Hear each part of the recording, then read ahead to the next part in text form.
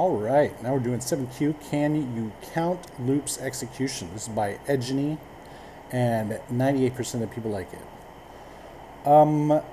For this one, what we're going to be doing is we're going to iterate through this one. We're going to count how many iterations the first one goes through, right? And on this one, it would be 6 because 4 plus 1 to account for the 0, plus the true because it will be less than or equal to 4. So it would be 5, excuse me, less than or equal to the 5 right there.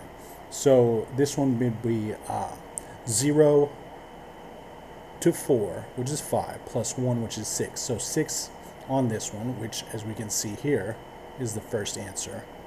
And then on this second one, it's going to be going through each one of these 6 times, except for it's not going to go through the last one because the last one, the first one, and this one overlaps. So it'll be 5 times, and then this one's going to be 5 plus, to account for the 0, 6. So 5 times 6, which is on this one 30, right? And then for this 125, it's going to be 5 to account for the overlap. And then since this one was 6, it's also going to be 5 to account for the overlap. So 25 times, and then this one's going to be 3 plus the 0, which would be 4, plus the true, which would be 5. So 5 times 5 times 5, which equals 125. Hopefully that makes sense to you.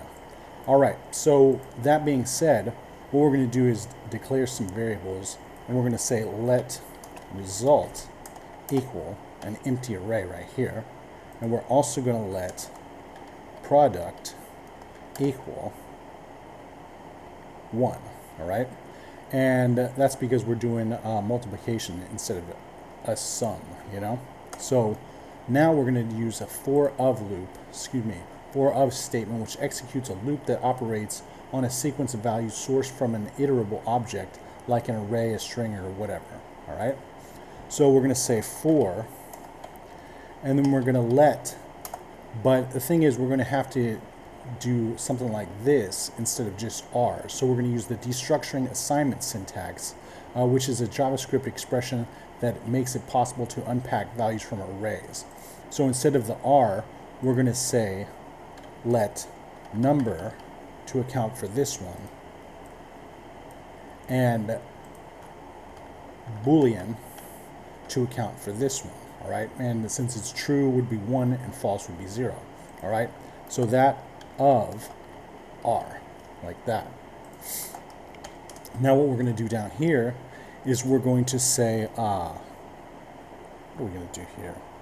We're going to declare a variable called count. We're going to say let count equal, and now we're going to count this plus this. So 5, which is the 4 plus 1 to account for the 0, plus true. So we're going to say number plus 1 to account for the 0 plus whatever the Boolean is, all right? So it'll be either plus 0 or plus 1, and in this case it's going to be 6.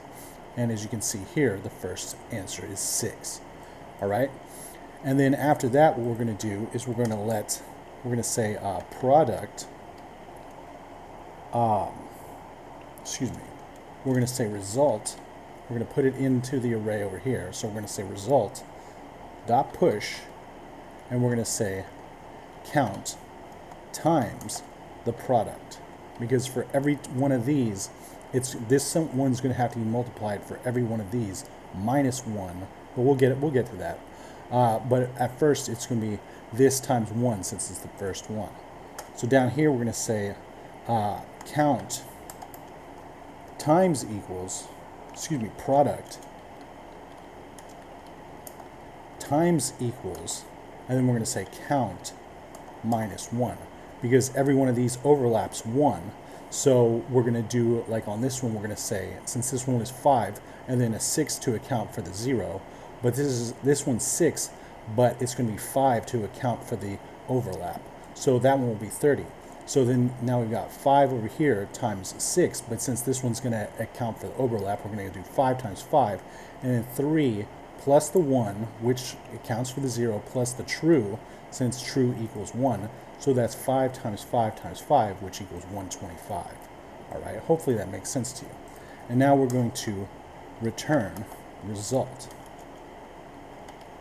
All right, let's test this out. And there we go. All right, attempt it and submit it. All right, and you see this one's pretty much the same as what I just did. This one's the map method to do it, map style. And then we can just keep going down and you'll see all kinds of different ones. All right, let's go over here to mine, just me on that one. Best practice in my opinion, very much like it. And we'll see you next time.